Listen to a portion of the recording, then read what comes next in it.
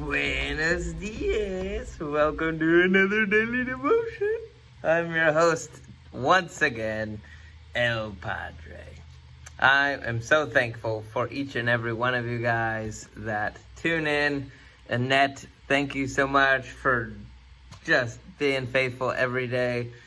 Thank you guys so much for the time and the effort that you are putting in to study the Word of God. I believe that it will absolutely bear fruit in your life. I know that it is doing that in mine.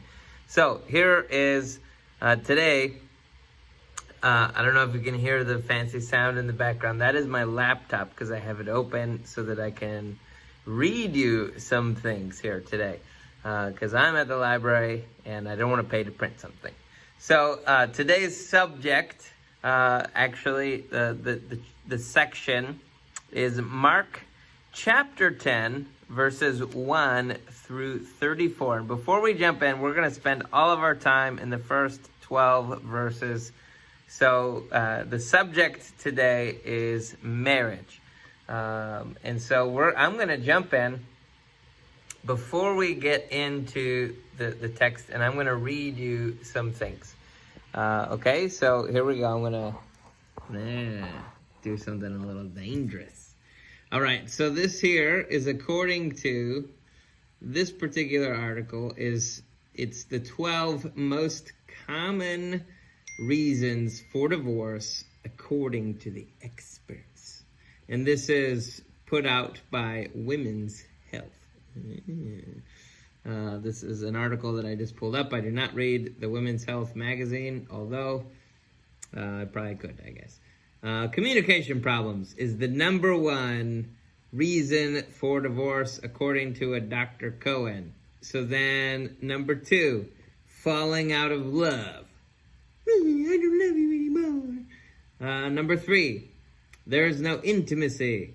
Number 4, it's not a partnership anymore. Number 5, you weren't ready for marriage. Number 6, addiction. Number 7, domestic abuse. Number 8, cheating. Number 9, lack of emotional support. Number 10, they're just done. Number 11, financial issues. And number 12, a lost sense of self. Now, we're going to go here to goodtoknow.com, and they have the top 10 reasons to divorce here.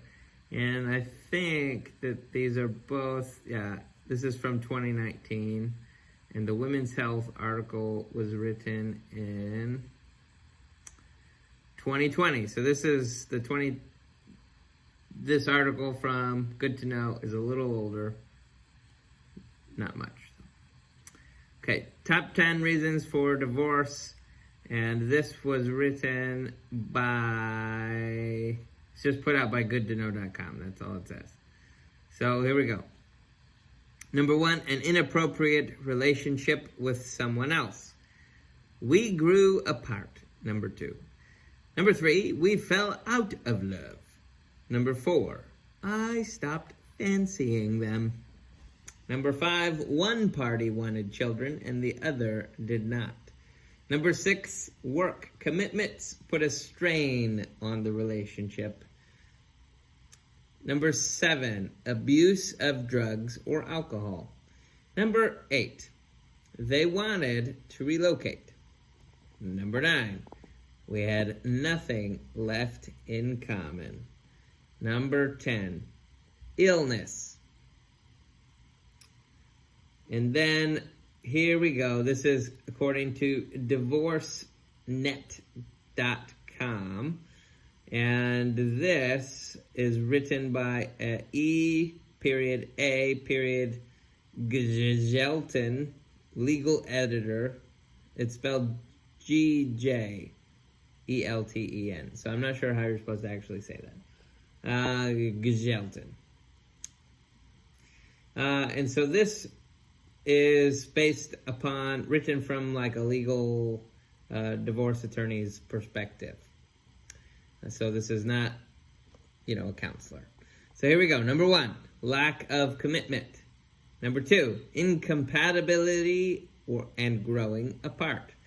And some of the subheadings under this ones are a lack of shared values, marrying too young, which makes growing apart more likely, sexual difficulties, and religious differences.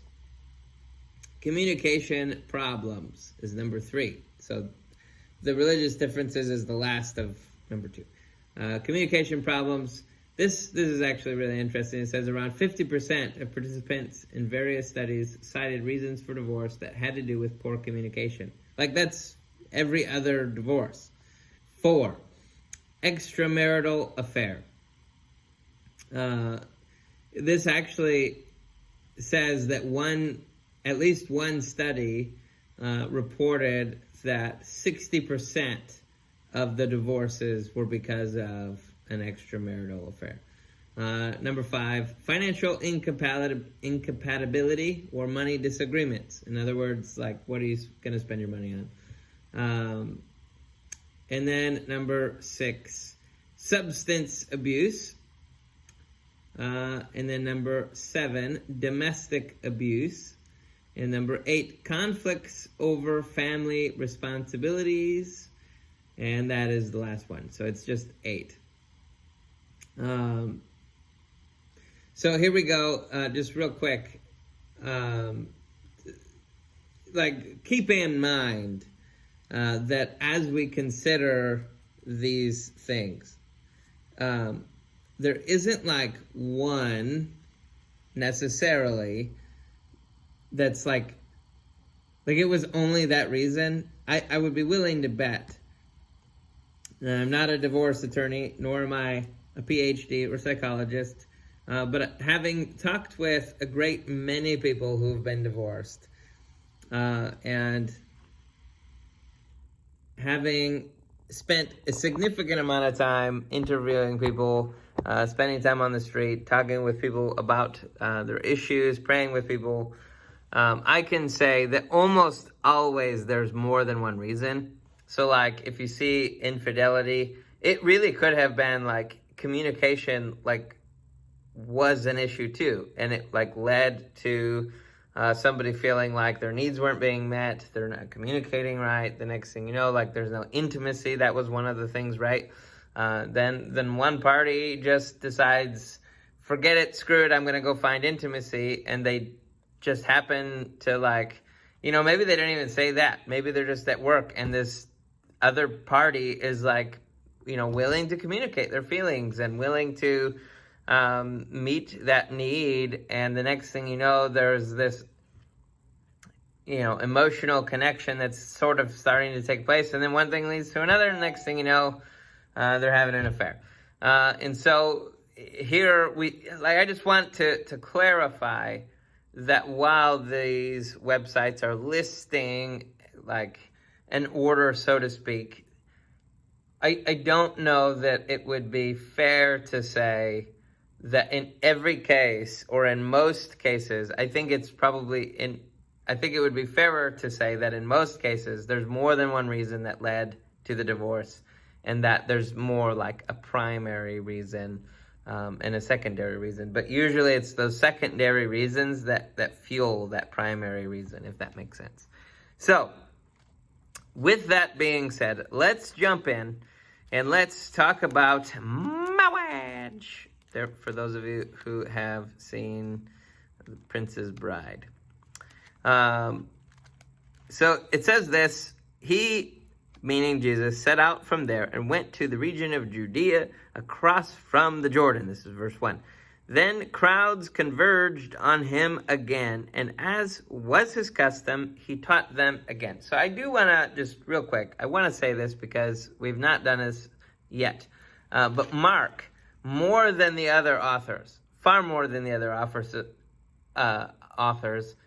of the gospel authors, emphasizes this language that talks about the amount of people that are constantly around Jesus. If you're not careful, you can read the gospel and think, There's a time that he feeds the 5,000, the time that he feeds the 4,000. And then for the most part, maybe he just had like a couple hundred people around him. Like, you need to understand, Mark does a great job of painting this picture. There are a lot of people all the time. They're like so much so that they have to like take a nap in a boat crossing a lake, because that's the only way that they can get alone. And even then, the crowd like is following them around. And he's using this word, the crowds converged on him. In other words, there's like multiple crowds of people.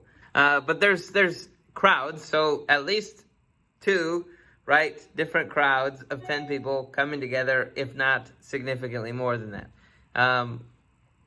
We see that there is, based on like multiple occasions, almost every chapter, there's calling the crowd. You just see this like constant language where like there is, chapter 8, verse 1, crowd. It's verse 14 in chapter 7, summoning the crowd again. Like there's people everywhere. And I want people to understand that like the one story where like there's so many people that they can't even fit into the house, this is because like people were following Jesus like crazy. Now, granted, it probably varied quite a bit, city to city, but even when he's in his own hometown, there's a lot of people there. And I just want you to understand that there is a hunger and a desire for Jesus. There's also a controversy that is causing people to follow him. And so I just wanted to, this is an absolute side note to today's topic, but I wanted to point that out just real quick. So where was I? He taught them. Some Pharisees came to test him, asking, "Is it lawful for a man to divorce his wife?" And he replied to them, "What did Moses command you?" They said, "Moses permitted us to write divorce papers and send her away." But Jesus told them, "He wrote this command for you because of the hardness of your heart." So if you take notes, number one, the first thing I want you to write down is I want you to draw a picture of a heart. A hard heart. If you can, maybe draw it in the color gray, because like it kind of gives it more of like a metallic, I don't know, unless you have a metal looking color. But it's this idea that the reason divorce was permitted by Moses in the first place was because their hearts were hard. Now, I understand that there are going to be people here that are going to be like really uptight about this. Please, please, please, please, just calm down and let's take in the text and see what Jesus is pointing out. And then we'll dive into the other stuff later. So Jesus is saying that at the formation of the institution of marriage, which is created by who? God, not the government. So God is the one who puts people together. God is the one that melts a marriage together. God conducts the marriage between Adam and Eve. God is the one who, there was one time somebody asked me, if two people love each other, they're committed to each other, and they start sleeping together before they go through any kind of marriage ceremony, isn't that the same thing as what Adam and Eve did? And the answer would be no. Like the Genesis account, it says that they were married. So I just want to point this out. Even though it doesn't give the details of the ceremony, that doesn't mean they weren't married. And so the thing is that it takes multiple parties, right? Two people that want to get married, and they have to have a witness, which is, in Adam and Eve's case, it's God. And so Jesus is using Adam and Eve as an example, not just because, not because they have the best marriage, but because this is how God started things off. This is his intention. This is what he wants. This is what he calls good. And so he's saying, he wrote this because of the hardness of your hearts, but from the beginning of creation, God made them male and female. So those of you who, are looking for reasons to get upset, here you go. Like God from the beginning made male and female. He did not make, like there's not multiple genders, guys. There's two. It has to do with biology. Now, granted, we all recognize that there are what do you call it? In the same way that God made Adam and Eve with 2 arms and 2 legs, we also recognize that there are people who are born with only 1 arm, right? Like we recognize that there are genetic issues that take place. I can't remember the fancy term for it, but there are genetic things that take place that cause deformities, that cause things to not be the way that God intended. And the reason that is because of sin. And so here we go. God made them male and female. For this reason, man will leave his father and mother, and the two will become one flesh. We talked about this back when we were talking about the book of, I want to say Micah, but I think it's Malachi, where the Bible actually says that God is a part of this marriage, and he ties your spirits together through the marriage. And this is why in 1 Corinthians, when he's talking about how the sexual sin in particular is a unique sin, because it actually it's a physical act, but it also has a spiritual and emotional side to it.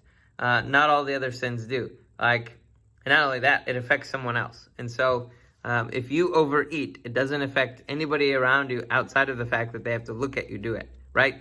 And that's only if you're doing it in public. You can do it privately. You can have private sexual sin, but even then, it's affecting more than just your body.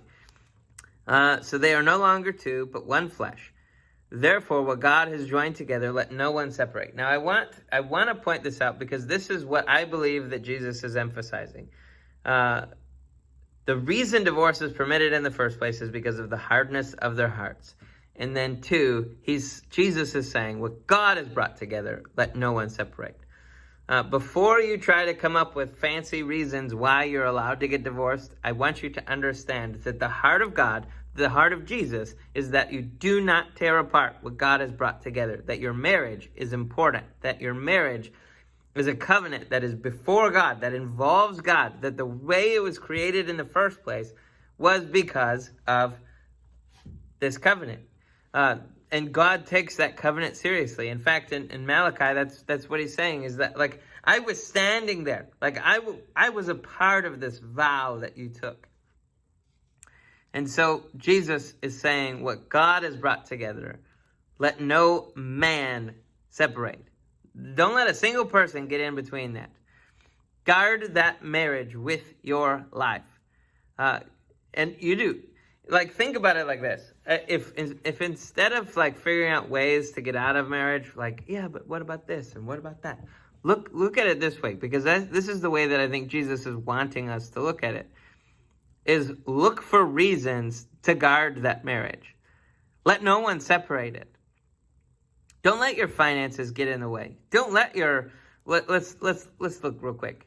Where the women's health, where it says communication problems. Don't let those communications get in the problem or get in the way of your marriage. Don't let falling out of love. Be intentional. Go back over the reasons why you got together in the first place. Not only that, romanticize each other. Look, there are 2 people to every marriage. But a marriage is supposed to involve 2, right? According to Jesus, 1 man, 1 woman. That's what forms a biblical marriage. Don't think that it has to be on the other party. Each one of you. Now, I do believe that the man is primarily responsible, but both, it doesn't, it's not anything for a guy to go home and to make a fancy dinner, put his kids to bed, and make it, where you have this nice little date at home. It's also nothing for a woman to say, oh, look, I'm going to call a babysitter, and we're going to have an at-home date, and we're just going to get to know each other, and we're going to fall in love with each other again. And you take actions to romanticize each other. Don't let anybody separate that. There's no intimacy. Don't let a lack of intimacy separate you. Make it intimate again. Fight for that bad boy. Fight for that marriage to be strong and thorough. It's not a partnership anymore. Work together, dang it. Get in there and work together. Fight for this thing. Make it work. Work hard to make it work. Yeah, there's gonna be hard things in there. Addiction. Look, like, you're gonna have to draw the lines with each other. If only once. Oftentimes it's multiple spouses, but here's the thing. Like, fight for each other. Dude, you've got to get off that. Help them get help. Figure out ways to help each other get out of their addictions. Domestic abuse. Whoever one of you is beating on the other, stop it. Deal with your anger in a different way. Figure out what's going on inside of you. Oftentimes there's sin that's festering, and it's just coming out because you're a rage monster. Why are you a rage monster? Because you're operating from a place of bitterness and resentment and lack of self-control. You do not love the person that you're beating. You love yourself. You're just angry. Sometimes you're just angry and hurt. But let me tell you that just if you have an abusive spouse, like, God can still work through this. Now, I'm not saying that there aren't precautions that you need to put in place. I highly recommend that you still seek a counselor and stuff, like, because there are a lot of ways, I think, that you can work this out. But don't quit on the person. Cheating. Even that, look, people, like, Jesus in Matthew gives us that, for infidelity, for cheating, that you're allowed to get divorced in that sense because of adultery. But look, he's not saying it like, okay, well, they got an affair now, just automatically go get a divorce. What he's saying is, let no one separate this thing. Get in there, forgive the person, work with the person, learn to trust again. Work it out. Now, that may mean that you have to be hard on each other for a little bit. It may mean you're going to have to draw healthy boundaries. But let's work it out. Let no one separate. Financial issues. Don't let your inability to communicate about money get in between there. Figure it out. Communicate about the money. Sit down and have a hard conversation and talk about it. Let's see. Wanting to relocate. This was on Good to Know. Like, people are getting divorced because one person wants to move. Come on, guys. Work together. Let no one separate it. And that means you both are going to have to figure out how to die to self. Why? Because that's what a marriage looks like. The point of a marriage, I believe, in Christianity. Now, understand, if you're not saved, if you're not a Christian, do whatever you want because you're already living in sin. Does that make sense? We're not holding non-Christians to this standard. Although I do think it would be wise for them to. I think it would be better for them. I think they would be more blessed in the long run if they did. But here's the thing that we need to understand is that Jesus closes this out with this, because the disciples are confused. And he says, whoever divorces his wife and marries another commits adultery against her. And then he says it reverse. If she divorces the husband and marries another, she commits adultery. That the remarriage of someone else is the part that is committing adultery. Now, I do think that you can find enough scripture to back up the reality that somebody who was cheated on and ended up getting a divorce, even though they tried to save it, that they then got remarried to someone else later, that there's room for that, there's grace for that. But the other side of that is look, like, I fully recognize a lot of people prior to their salvation already committed adultery by getting a divorce and remarriage. Listen, like Jesus says earlier in the book of Mark, look, whatever sin you commit, you can be forgiven for. So if you've messed up, let's just ask for forgiveness. And let's do our best to start off fresh. This doesn't have to become this giant crippling problem. If you've messed up, if you've been divorced, if you've cheated, if you've not communicated well with your spouse, if you've done lots of things that have made your spouse want to cheat, listen. Or maybe leave the marriage or quit or give up on each other. Just listen, let's all do this. I think that I have one word for you. 2 words. I have 2 words for you. And I think that this will dramatically change the way that you think about this. Humility and service. It is my opinion that the reason why all of these lists exist is because ultimately people had the mind or the opinion that my partner is not meeting my needs that I deserve to have met. And the Bible tells them to meet my needs, and they're not doing it, so therefore I should go off and get divorced. This is not excusing by any means. Like, Jesus here is not saying it's okay to beat your spouse. It's okay to have bad communication. It's okay to not plan your finances well. That's not at all the case. Please don't make it into that, because it's not what it is. This is not a justification for spouse beating. Okay? Like, this is saying, if you're a spouse beater, stop it. Repent. Get right with the Lord. Get right with your wife. Apologize. Make it right, and stop doing it. Transform your mind. Transform your heart. And let's get going. Let's submit ourselves to God. Let's humble ourselves to God, and then humble ourselves and serve our spouse. If my heart and my mind is to serve my partner, you better believe that it's going to help. Because the reason why, I think one of the things that were there was saying that we have different goals, right? Like, oh, I'm going this way and I'm going that way. Why? Because working together to go into the same direction isn't possible? Do you not value your marriage? Do you not value the covenant that you made? Listen, I do think the one thing that we can do better as a culture, because keep in mind, at the time that Jesus is saying this, most marriages were arranged. And there are times when I wish we would go back to that in many ways. But most people are really bad at picking partners. We've got to do a good job of vetting those things. A lot of the problems that were here, that were listed, a lot of those can be dealt with ahead of time through counseling, premarital counseling, through one of the things that when I was youth pastoring, I used to counsel people with, and I've done a lot of this even since then, is create a list. If you're not married, create a list of things that are non-negotiable. If you're a Christian, they have to be saved. Does that mean that somebody can't do what they call missionary marrying, where you marry a non-Christian and hope they get saved? You could, but I will tell you, it'll bring you a lot of heartache. Just help them get saved before you get married. And make sure it's authentic and real, not just convert so that you can get married and then you still live like a pagan or live like someone else. So this video has gotten really long. So needless to say, I wanted to emphasize what Mark emphasizes. Now, clearly, there are some other reasons which we've talked about in our other marriage video that we had in Matthew. We've talked about it in our video on the book of Malachi. Check those out if you're interested in the fuller stance that we have as a church and what the Bible has.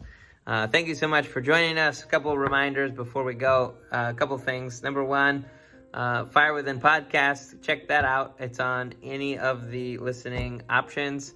That's more of an evangelistic tool so that you can learn how to better share the gospel in your community, in your context. It has some practical advice on there. Also, you can get Fire Within, the book, at notyouraveragedevotional.com. You can check it out on Amazon. Fire Within by Jesse Eisenhower. That's an evangelistic devotional. It's 31 stories of the Bible. I highly encourage you to check it out, as if you don't need another devotional. But it'll help you to share the gospel. And so that's available. Check that out. It's less than $10 on Amazon right now. And then also we have a new book coming out. I have a new book coming out called A Letter to the Fatherless. It will be available one chapter at a time on Kindle Vella, starting sometime, hopefully the first week of March, where we're going to release one chapter at a time. And then when all the chapters are finished, we will release a printed version that will be available for people to have a hard copy in their hands. Also, there is a Letter to the Fatherless podcast that I highly encourage you to go check out. subscribe to all of those things so that you can be notified whenever the videos are coming out. If you haven't done so already, please subscribe to this channel. And you are welcome to click the little bell so that you can be alerted when our videos come out. Also, there is a link in the description. I highly recommend that you support what we're doing if you love it. If you want to keep continuing, if you want to further the gospel in Whitley County, if you want to further the ministry of this YouTube channel, please help us by supporting it through the link in the description. Thank you so much for joining us. We will see you soon, like tomorrow. Peace out.